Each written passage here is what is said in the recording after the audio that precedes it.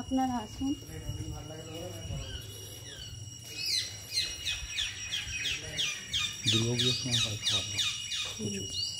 এখানে কর্ণগর মন্দিরে রান্না হয়, পুজো মায়ের ভোগ হয় এই উনুনগুলোই।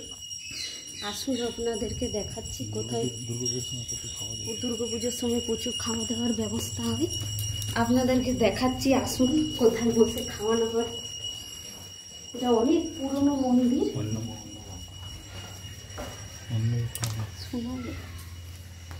এখানে অন্নভোগ খাওয়ানো হয়, এই দিক আর এই দিক দুদিক করে। এইদিকে দুর্গাপুজোর সময় প্রচুর ভিড় হয়, পুরো দুদিক ভর্তি একদম মানুষজনের সমাগম। এইগুলোই অন্নভোগ খাওয়ানো হয়।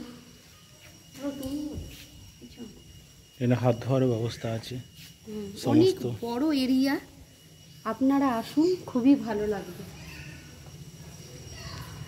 আমি